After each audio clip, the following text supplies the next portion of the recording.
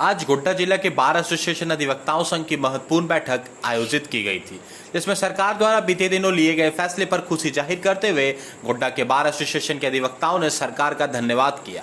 Bar association के president Sushil Kumar Jha ने बताया कि अधिवक्ताओं के कल्याण का मुख्य स्रोत वेलफेयर टिकट ही होता है। वहीं कई वर्षों से 15 रुपए का वेलफेयर स्टाम्प चला आ रहा था, जिसके बाद अधिवक्ताओं के मृत्यु पर उन्हें 2,60,000 से 7 लाख रुपए तक की राशि सरकार द्वारा दी जाती थी और मेडिकल क्लेम के रूप में वर्ष 1983 से मिलता था, जिसको लेकर गोड्डा बार एसोसिएशन के वरीय अधिवक्ताओं के द्वारा राज्य में इस बात को रखा गया और निर्णय लिया गया कि वेलफेयर टिकट का मूल्य 30 रुपए कर दिया जाएगा।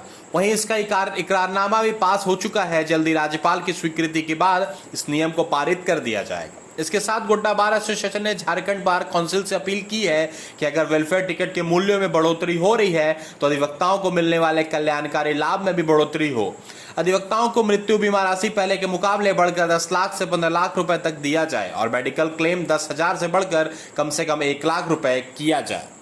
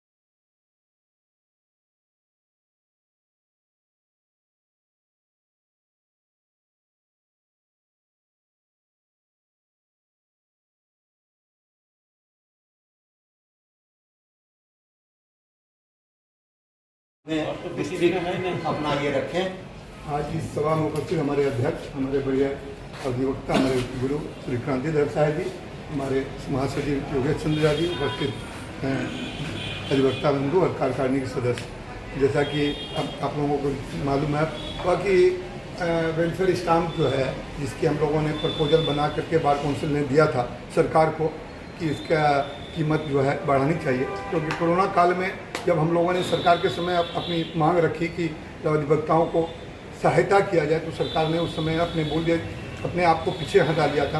तो हम लोगों ने बोला था कि अगर अधिवक्ता को सहायता नहीं कर सकते हैं तो इस कुछ ऐसा रास्ता बताइए जिससे कि अधिवक्ता अपनी आमदनी।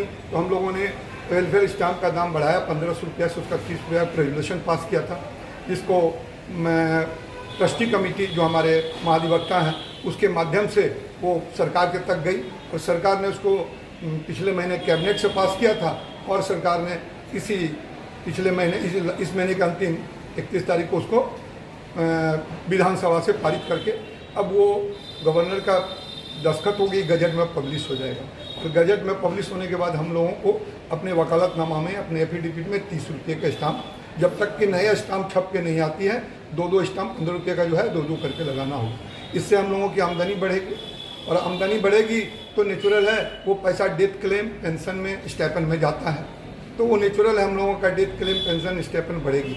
उसके लिए ऑलरेडी भी बार काउंसिल ने रेजुलेशन पास करके भेज दिया है सरकार के पास। उसको जब ये अमेंडमेंट हो जाएगा तब उस एक्ट में वो अमेंडमेंट सरकार करेगी, जिसमें कि 7 लाख रुपया मिनिमम और 15 लाख रुपया मैक्सिमम डेथ क्लेम।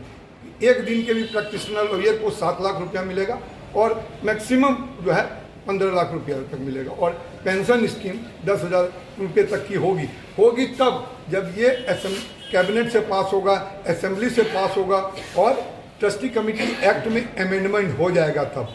अभी वो प्रपोज्ड होके बार काउंसिल से जा चुकी है, ये व्यवस्था ऑलरेडी की जा चुकी है।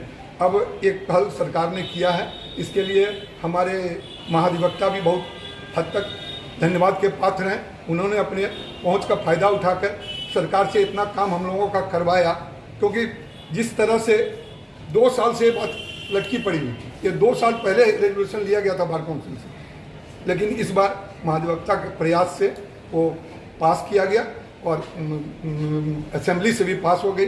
अब वो एक्ट बनने के कगार पर है, ये फ़ायदा तो हो चुका।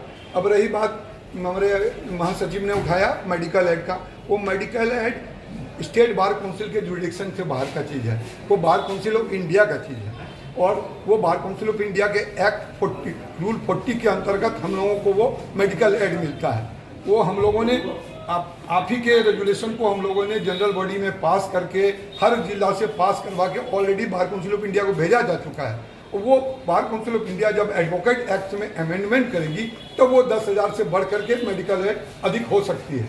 अन्यथा जब तक उसमें अमेंडमेंट नहीं होगी तो स्टेट बार काउंसिल का वो जुरिडिक्शन नहीं है। जो हम रूल 40 का पैसा जमा करते हैं, बार काउंसिल ऑफ इंडिया का जो पैसा जमा करते हैं, जिसका 40% स्टेट को रहता है और 60% बार काउंसिल ऑफ इंडिया को चला जाता है, वही 40% जो पैसा रहता है उसको फिक्स डिपॉजिट में जमा किया जाता है। उसका मंथली जो इंटरेस्ट आता है वही मेडिकल एड में बांटा जाता है। ये मैं महासचिव को बतला देना चाहता हूँ कि उसमें जो प्रक्रिया है ये हम लोगों से पास होकर ऑलरेडी जा चुकी है बार